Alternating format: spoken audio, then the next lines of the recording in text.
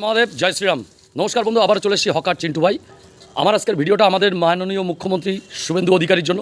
Sir, সর্বোপরি সবার প্রথমে আপনাকে আমার প্রণাম জানাই। আগে এবার একটু দেখাই স্যার, এই যে দেখুন, এই পেছনে এই টিনের ঘরটা দেখছেন, এটা হচ্ছে আমার ঘর। তাও এটা পুরোটা আমার নয়, এর মধ্যে কিছুটা আমার শরিকের অংশ আছে। যে শরিকের অংশে ঘর, একটা ঘর আর এই একটা বারান্দা, এই যে গ্রিল দিয়ে এখানে একটা বারান্দা, এইখানে রান্নাবান্না হয়, আর ভেতরে একটা রুম আছে, সেটা শরিকের মধ্যে পড়ে গেছে। আর যে ফাঁকা ল্যান্ড, এখানে হচ্ছে আমার জায়গা। তো স্যার, এই বাড়িটা কিন্তু আমার 3 কামরা বিশিষ্ট ছাদালা বাড়ি নয়, আমার পায়খানাও ছাদালা পায়খানা নয়। কেন আজকে ভিডিওটা আমি বানাচ্ছি এবার বলছি। ভিডিওটা বানানোর উদ্দেশ্য এই কারণেই যে আজ দীর্ঘদিন আমার বাড়ির লোক, আমার বউ, অন্নপূর্ণা ভাণ্ডার বলুন বা লক্ষ্মীর ভাণ্ডার বলুন, দীর্ঘদিন ধরে পেয়ে আসছিল। কারণ আমি করি হকারি। এই হকারি করে কোনো রকমের সংসারটা আমি চালাই, বা আমি যে টাকায় উপার্জন করি সেই টাকা দিয়ে আমার কিন্তু সংসারটা কোনো রকমে চলে।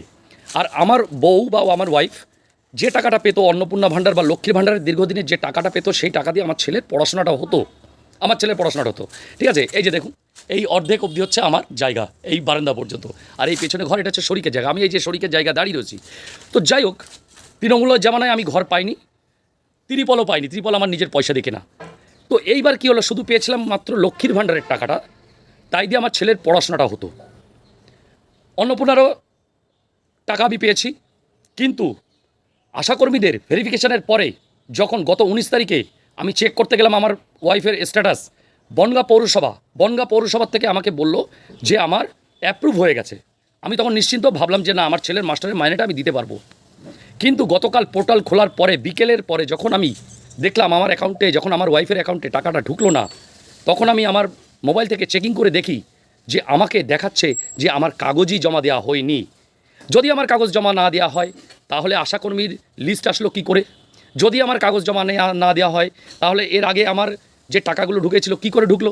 কারণ আমি তো অফলাইনে সর্বপ্রথম আমি ফর্ম ফিল আপ করেছিলাম, তারপরে আমরা টাকা পেয়েছিলাম। কিন্তু এখন আশাকর্মীর ইনকোয়ারির পরে যখন গত 19 তারিখে আমাকে অ্যাপ্রুভ বললো, আমি নিশ্চিন্ত থেকে আমি তারপরে গতকাল যখন আমি পোর্টালে দেখলাম যে এই চিত্রটা দেখাচ্ছে আমার পোর্টালে, যে আমার কাগজই জমা দেওয়া হয়নি আর আমার বউয়ের টাকা ঢোকেনি, তাহলে স্যার আমার ছেলের মাস্টারের মাইনেটা এবার আমি তো দিতে পারছি না। রোজ রোজ প্রত্যেক মাসে তো আমার পক্ষে ধার করে নেওয়া সম্ভব না। আমি যেটুখানি ইনকাম করি সেটুখানিতে আমার সংসার চলে, গ্যাস খরচা, কারেন্ট খরচা, মেডিকেল খরচাটা আমার চলে, আর সামান্য একটা লোনের টাকা আমার যায়। অতএব মহাশয়, আমার মতন যে সমস্ত মানুষ আছে তাদের দিকে তাকিয়ে যদি এই বিষয়টাকে একটু শিথিল করেন, আর আমার ছেলের পড়াশোনাটা যাতে একটু সুষ্ঠুভাবে চলে, ওই টাকা দিয়ে আমার ছেলের পড়াশোনাটা চলে, একটু বিষয়টা দেখেন, তাহলে আমি চিরকৃতজ্ঞ থাকবো। আমার মতন কিন্তু আরও মানুষ আছে। ধন্যবাদ।